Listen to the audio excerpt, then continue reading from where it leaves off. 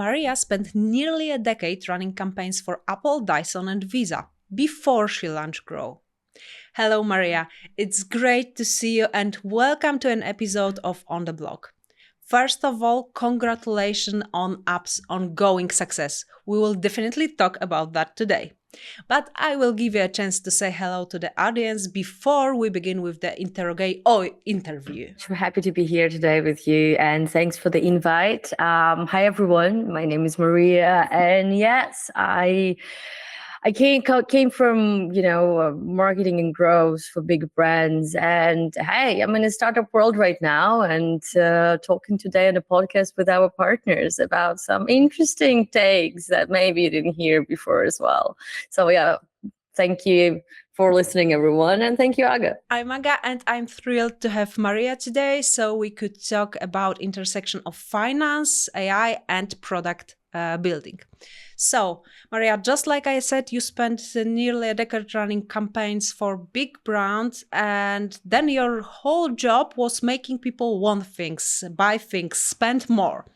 GRO is built to do almost the opposite, yes? To understand that exact process of buying, to monitor and support people's finances instead. So, tell us about that shift. What made you move from getting people to spend more to actually helping them manage their money? Yeah, that's a good question. I one of my first big jobs was in e-com as well, and I worked a lot in consumer side, right? When we really want people to come and buy and promote new products and build a story about it, around it. And I've seen it the first hand, especially when such things as BNPL, such thing as the credits as well for people spending to buy iPhones or any technology or presence, right? Were coming in our work, and I think this is the first time when I started thinking about it. Oh, okay. It is some signs of a new fintech kind of trend that we're having. But what is going to be next, right? So, and I think me being first marketee and growth manager, I actually was a person who have, how they say, I got professional view on things. Like I literally couldn't do BNPL, and I couldn't do all those things, or do super fast buying when I just wanted something, because I knew it's marketing. And and that was, I think, the start for me.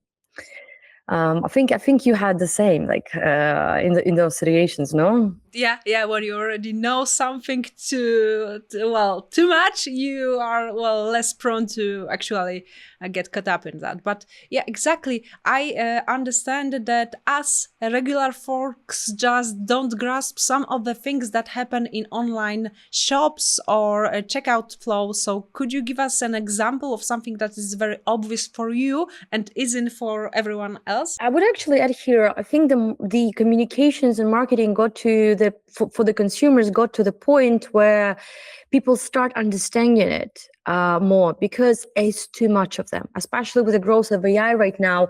The communication for the in-stores, let's say, communications, like if we look at Temu or your local e-com you're going to go to, and going to give you some gamifications to win bonuses and things like that.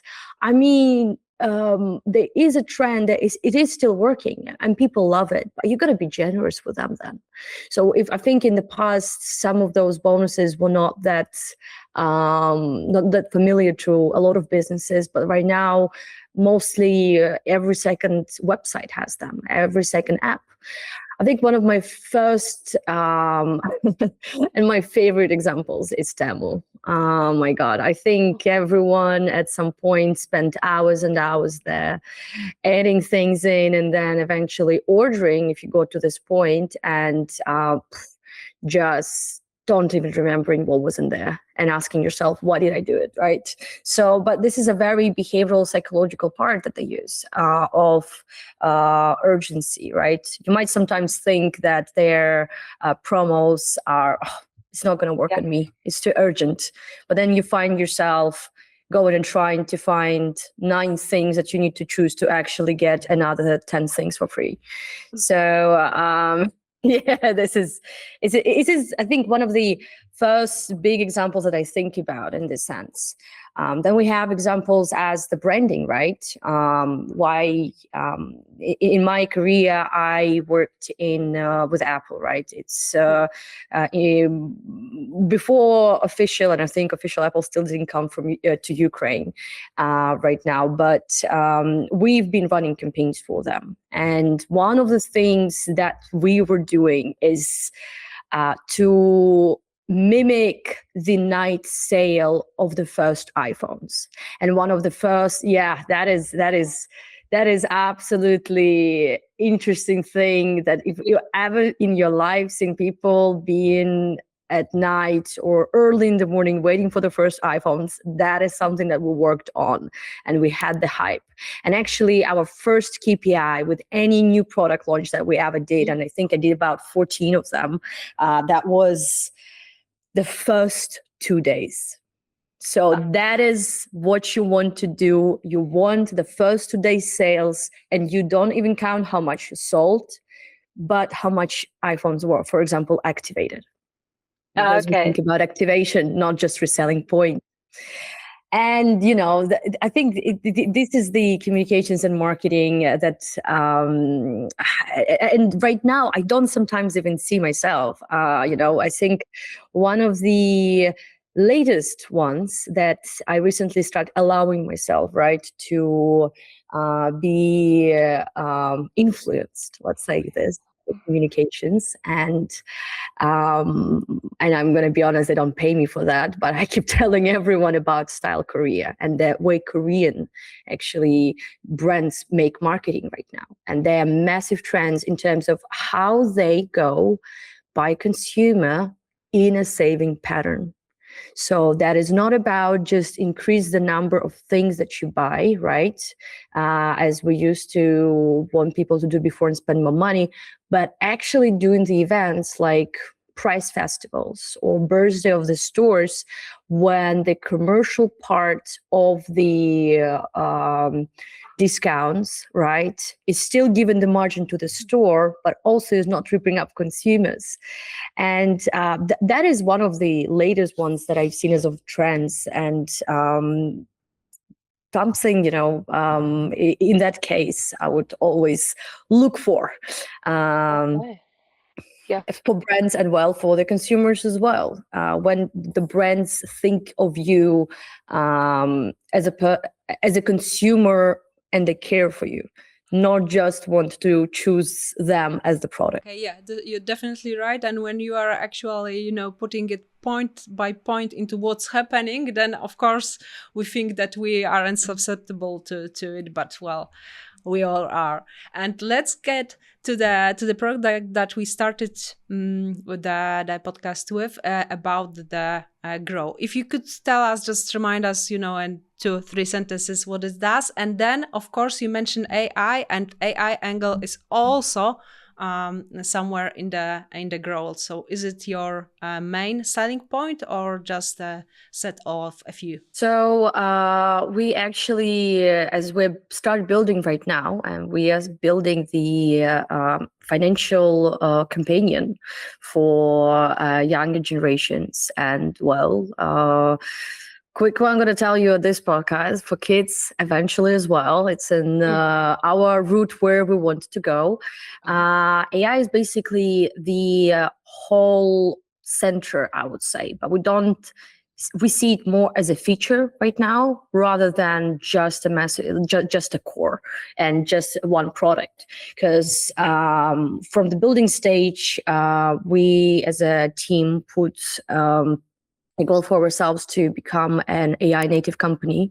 So as it should be involved in our departments as well, agents, see what we can do, copy some founders, let's say, parts of the brain as well to implement within the thinking process, because it definitely helps to launch faster, go to market faster, and personalize as well.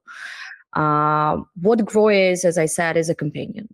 But we try to do beyond that. I think you heard maybe from different markets that, there's a personal finance management tool with implemented AI. Then there's some in US right now as well. But our main focus we try to do, because the goal is to hack fintech and be there with B2C. We decided to go the route of education. So to be there for you when you need. And the main goal of AI here is to adapt to you and understand you. Like Aga, for example, what is your biggest expenditure per month? Do you know that? Let's not go rent or utilities though. I'm not sure actually. Yeah, if we exclude, the regular monthly payments, the basic things like food, I'm not sure. You see, and this is a starting point. We conducted right now more than 100 interviews in person, and throughout like last year. And this is the first thing that people say, I don't know, where's my money going? And I think this is the first step that we should take as people, is to be aware, right? It's okay if you spend more on food. It's okay that you go out more and eat more out, right? And that is your main income. Or maybe you have a girlfriend and you spend a bunch of money on her. I mean, we Eastern Europeans would do that as well.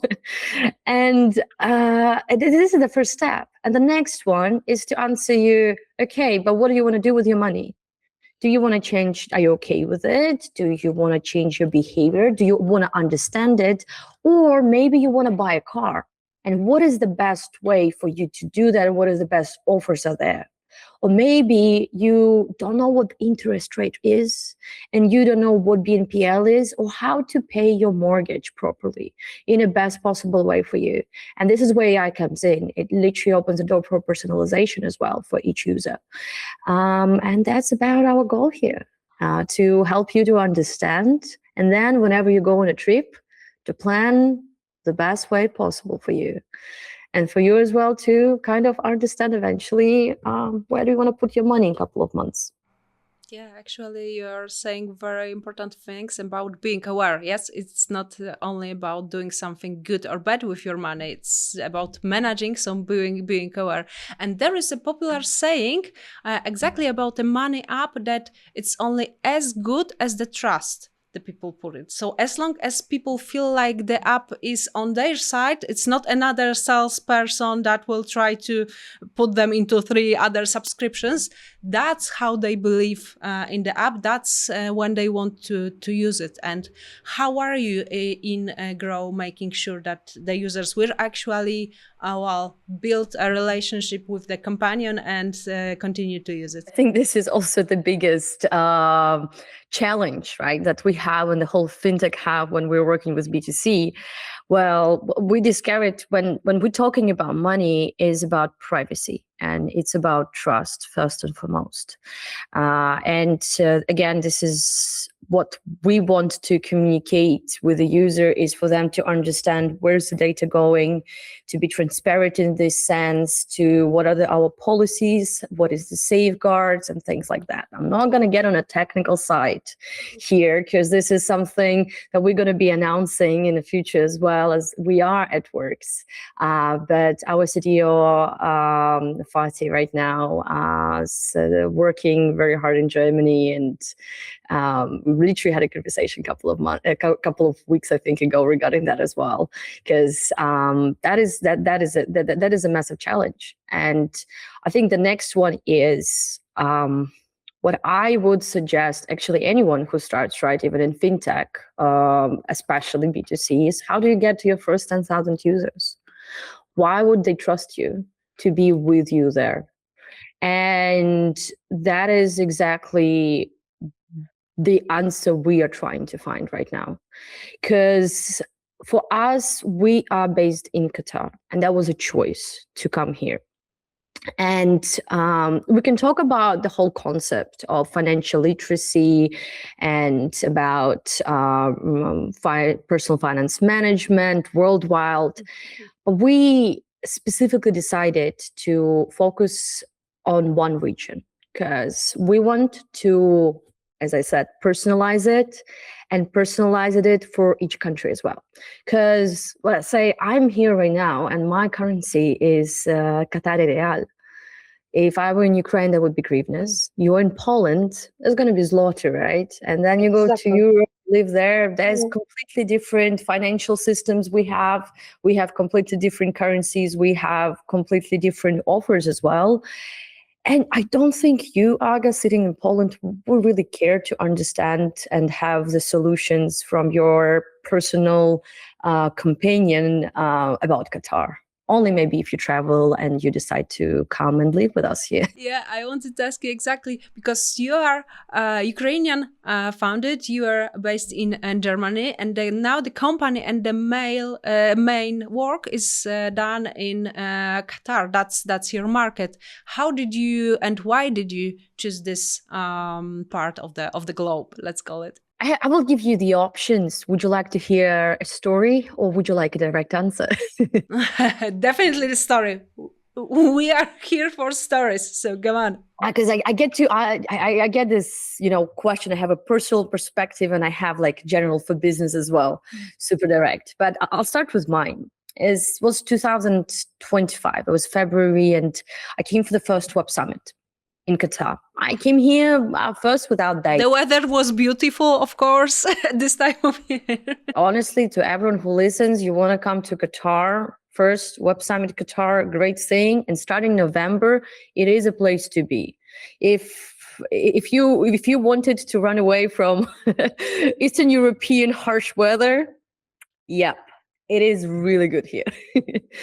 So yeah, the weather was amazing. And I came here the first time still without startup. I was just exploring the market as a new one. And the first time I stepped like out of plane of the airport, it's like, wow. Maybe all of us at some point had this feeling when we are in some place and we feel, that is home, or that is my place, or so nice here. I had it twice. Okay, obviously that's my city. It's Odessa in Ukraine. I love it very much. And I all the time come back there every couple of months. Another one was Portugal. And the second one out of my home one was Doha. And I've seen how, I talked to lots of people, I've seen how it's building, I've seen pros, I've seen cons, I did my research as well in the country. And I said, you know what, that is a country of possibilities. I've seen throughout the year, because I was coming back here all the time, is that people come and they want to take the investment from here and then just leave. It's not the country like this. This is not US as well. It is where we come as people who either were born here or chose it as home to build together for the country in all our own ways and support each other. And I think this was my personal take on it. As for the GRO, actually, we were looking at different markets first. You will see us in them at some point as well. But during the way, I remembered this feeling. And I thought, you know what? How about Qatar, Middle East? What is about the market fit? So I found some people, who live here. So would you like to conduct the interview? Would you like this? I found some people who would help me to gather information as well. I came as well to Qatar to basically check if there were the possibility, regulations and things like that. And it was perfect. And we just realized that going from Qatar and further into MENA, in GCC and then MENA region is a great opportunity as well. It's more challenging as you are maybe coming from other countries, but it is possible. And it's a beautiful country with beautiful people as well. So, and it just came in like this. And whenever the choice was made, everything clicked. And then obviously that was QFTH Wave 7 program when we met with you guys, with Espeo and Aga, you, and you helped us on the way to build parts of the product as well. I mean, it's an amazing journey, but it's going to be amazing if you make it so. So yeah, that is probably, more of a storyline from my perspective and a GRO perspective answer. The numbers clicked, and obviously as a founder, I think you need to understand that is going to be your home, and you're going to also represent. And actually, I love the layers that you presented. Like, it's not only the heart that say, oh, that's a great place, but also the analysis generally of the market, looking at the people, at the opportunities. So just exactly like you said, like it's, it clicked. And now let me ask you about something else that you do for users, or you don't, because generally people don't love paying for apps. Yeah. And some apps assume that, well, okay, then we will monetize the data. Yeah. We will sell the data. Do you plan to ask users to share their data and then get app for free in return, or that's something that you see differently? Definitely in a different light. The first one, we definitely put as one of our objectives to make it to make available financial literacy for all. So we come from there. I cannot say the word probably free right now, let's say, but we definitely would love to find the opportunity to for people to experience it this way. But it definitely doesn't go like, oh, you get something for free, therefore we're going to sell your data and we're going to use it. No, that is yours. That is yours to make the choices, and this is why we are working on safeguards that will not go somewhere else. We'd rather go and partner with a bank who already is working on the data, and we are going to help him to give the better experience for the users and be in addition to our partner, rather than to go and sell it to other clients as well. That's a no for us. Hey, that also comes back to the trust that we discussed earlier. Yeah, people need to believe that the app is on their side. And now I would circle a little bit to more to your personal experience. I remember one of your video posts when you said about shipping scared. And that's something that I think is very important when you are a founder of the fintech, but also I think that, it's a regulated fintech app. So also there are things that shouldn't be shipped scared. So would you tell us more about this idea and how it feels into your life and the GRO? Now there's, I think there are millions of people out there who have the idea and who cannot even take the cloth sometimes and put it, because there's first starts with a believe in yourself. And I have this mantra that is, if you're in this position, I would suggest to do. If no one's going to die and no one's going to go to jail, just do it. I think I've heard that one before from you. That's it. That is so easy. Western Europeans, maybe with a jail, we can do something. Still, it's like a thing in which, okay, maybe you can deal, you can help a person and stuff. Someone dies, you cannot do anything. And this is the worst two things that could happen. The other things, so what? I heard a lot people also say sometimes, oh, but I have a family, right? Or obviously there's so many of us who had our careers and at some point want to have a change, like I had as well. I don't have children right now, right? But if I did, right, that would be it's not an obstacle, I would say, but another factor, yeah, something you need to wade in. We can come and say, oh, but I am in a position like this. Yes, but then you play out of your, I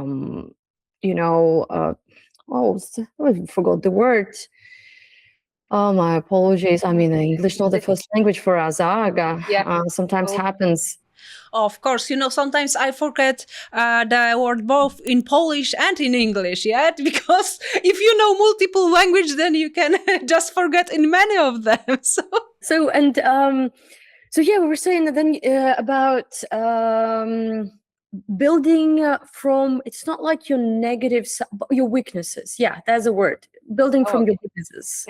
If you understand that you might not have that, because in this case, time is your weakness, right? When you need to find additional time to actually work on things, and this kind of direction. And think about all of that. Think about this. Think about your weakness. What are you lacking? And try to find like-minded people who will cover this, who will be your team. Because I don't believe, so being a solo founder is very rare. And you gotta have resources for that as well.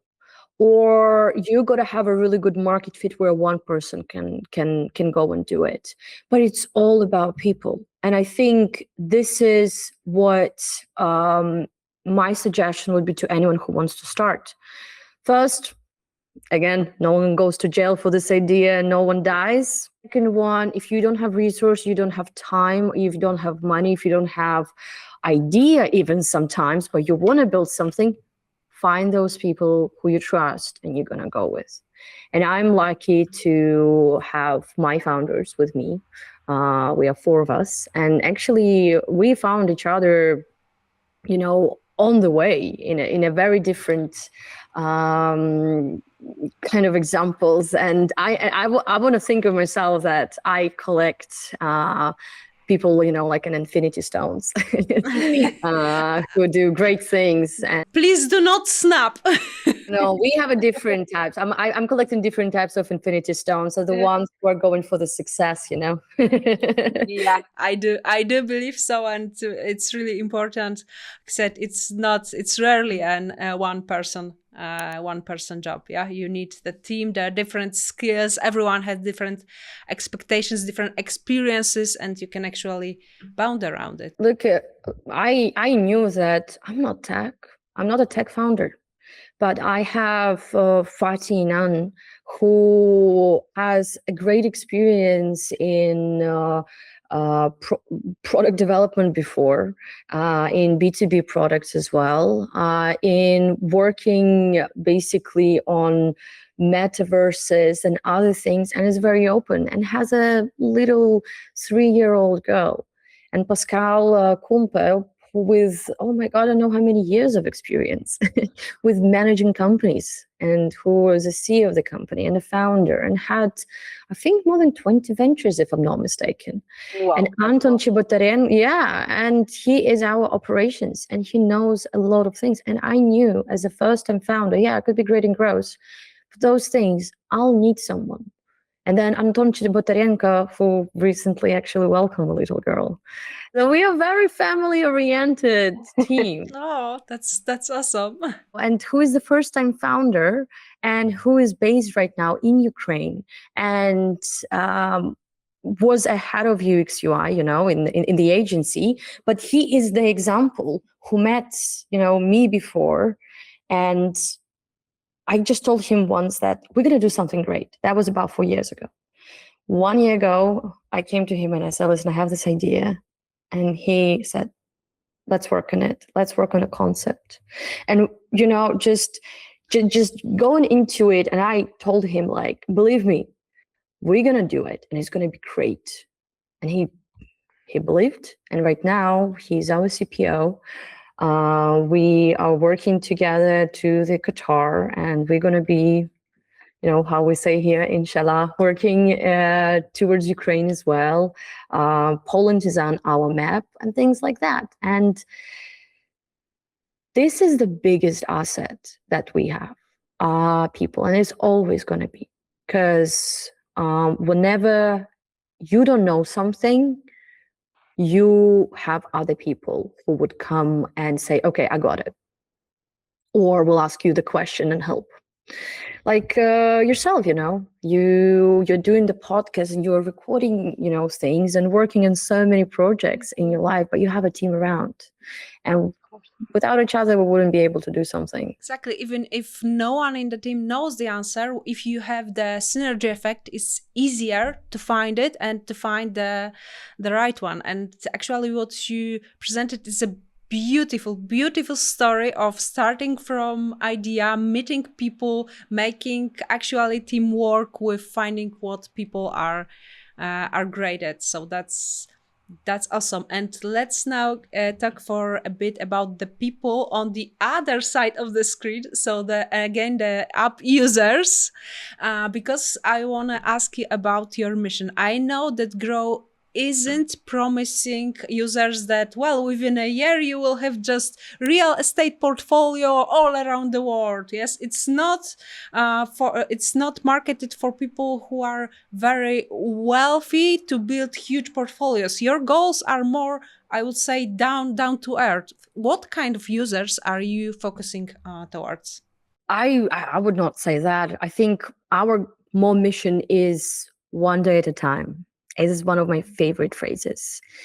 One day at a time to understand finances, make financial literacy accessible and understandable, right? So for us, for example, when we talk about Qatar, the user here is a bit differs from the ones probably that me and you've seen in Europe and Poland and Ukraine as well.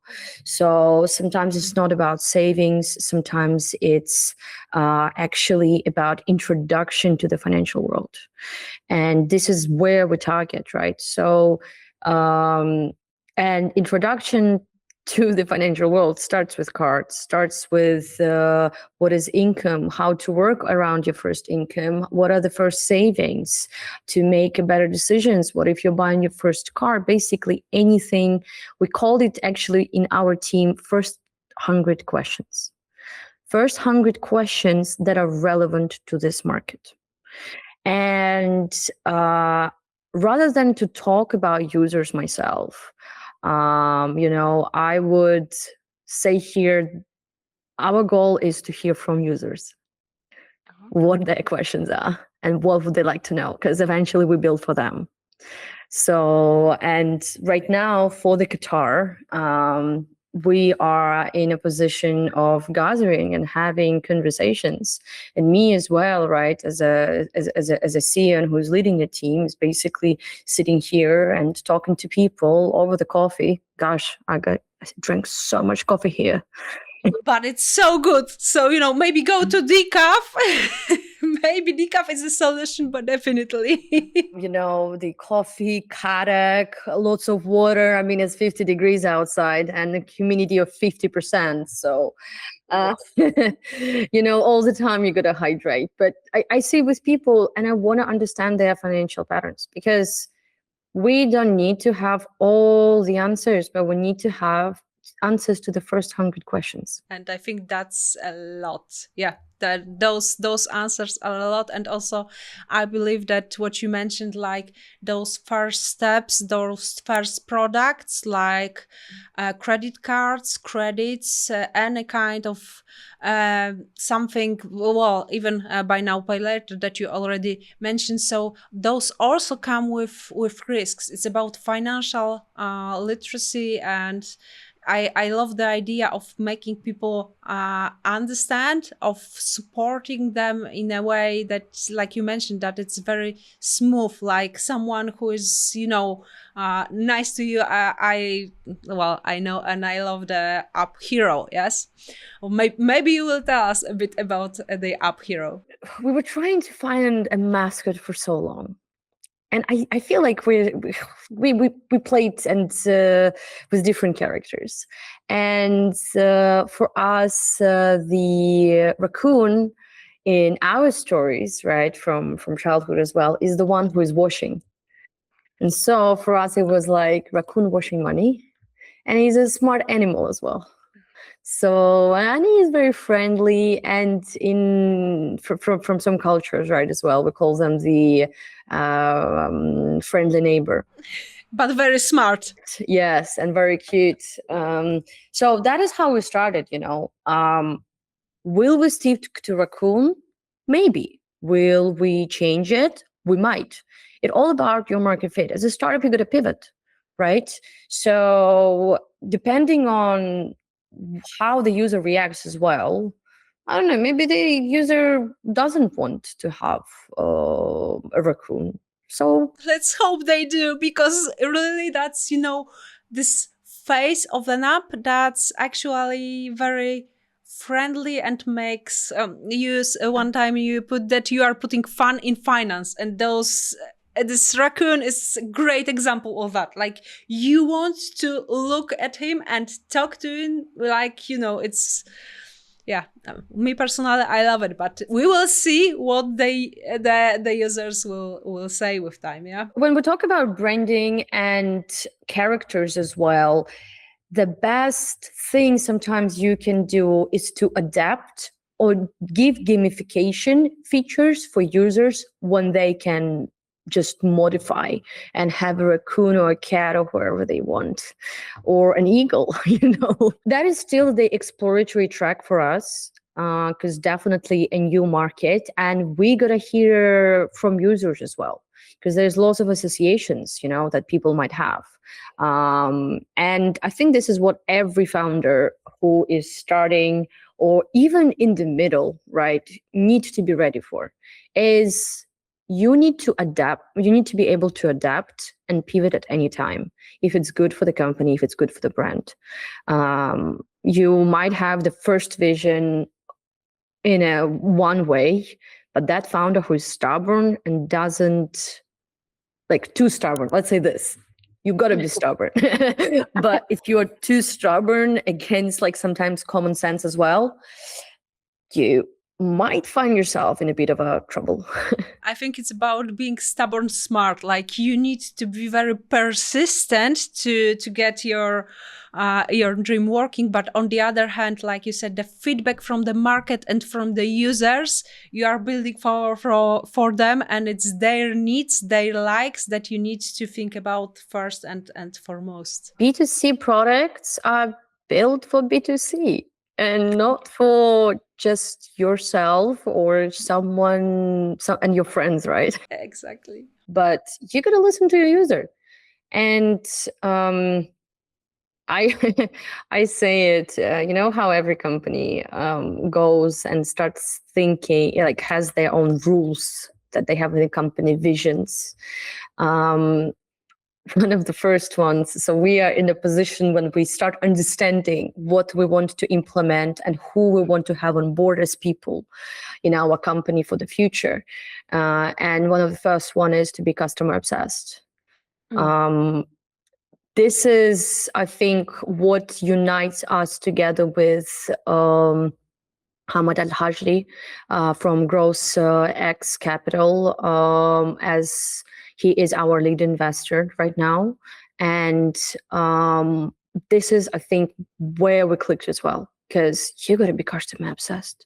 You're going to think, you're going to listen, you're going to ask, and then eventually you're going to offer something that people didn't even know that they needed sometimes. When a person needs to look at your product and be like, oh my God, this is exactly what I needed, or I didn't know that I needed that feature. That something like that could exist. Yes, exactly. That's what you are aiming for. And before we wrap up, let me suggest you a quick lightning round. Like, I will ask you 2 to 3 questions, and you just tell me whatever comes to your mind. Of course, it doesn't have to be one word. It definitely can be a few sentences, but something that's pops into your mind. So first of all, very typical one. So 1 or 2 books that you would recommend most often. First one is PS. It's called PS. That's it. I think it's Dmitry. Oh my God, I actually forgot the name. Do not worry, we'll put it in the captions. But that's the one. Tell us about the book. Why is it so special? First came to mind. That changed my perspective of being scared. and about starting a life. I will definitely drop it, but it's called PS by Dmitry. Like that. And Yeah. kind of transformation a bit of your mind and understand and looking that, hey, yeah, you stuck. So that is this one. Another one is, I think, all the books of Adidas. I literally travel with them. Okay, that's great. Movie, The Marvelous Mrs. Maisel, if you know. Oh, so yeah, a little bit of, well, fantasy, I would say. Yeah. It's actually not about the fantasy. It's a real story about the comedian, the first woman comedian who got very, very successful in US. And it is a beautiful, beautiful story. I suggest you to watch. It's about the success of a woman and the way she goes through it. And the things that she said, oh, inspired me. Okay, I had it probably different movie in mind, so I need to catch up on that. Definitely, successful woman and her story, I think. And another one, your favorite question when you are doing the hiring, when you interview someone for a position, what do you ask? What's your dream? Oh, that's very, and well, what does it tell you about the person? And dreamers invest in dreamers. Because when a person has a dream, it means for them it's a goal as well. So if it is defined for them, or at least they understand a bit of how they want to live their life, yeah, it just tells you that, yeah, the person loves life. Because I don't believe that when you are disappointed, you can build. It means that a person can go further with you if they have dreams. And I love to support someone's dream, you know? Someone supports mine, I want to give back further. That's really beautiful. Thank you for sharing that, and thank you for sharing everything with our viewers. But now is the question, is there anything our viewers can do to help you? Yeah, you already shared your story, your mottos, etc. Is there anything that you would like to ask from them? I think, the first one, if you are a senior full stack engineer who is free to travel and would like to get on board, we're currently looking for you. So we are going to drop an email to send your resumes, send me a message. Let's chat. And well, if you want to share your stories about your financial journey and just come in as a user, as a tester, or just for a talk to get to know you, come. Text me and I would love to get to know you. Thank you so much for sharing all of this with us. As always, that's amazing. Great talking to you. Looking forward to our next face-to-face. I cannot say enough all the best to you and to the growth of GRO. Oh, thank you so much, Olga. It is a pleasure, as always, to get to chit chat with you, and it's going with us all the time pretty easy. I'm honestly looking forward to meet you in person as well soon, and most welcome. Please come to Qatar, but not right now. It's pretty hot. Well, I do think I would like to try that, but that's another story. And of course, to our viewers and listeners, thank you very much for joining us. As always, remember to stay on the block to stay ahead.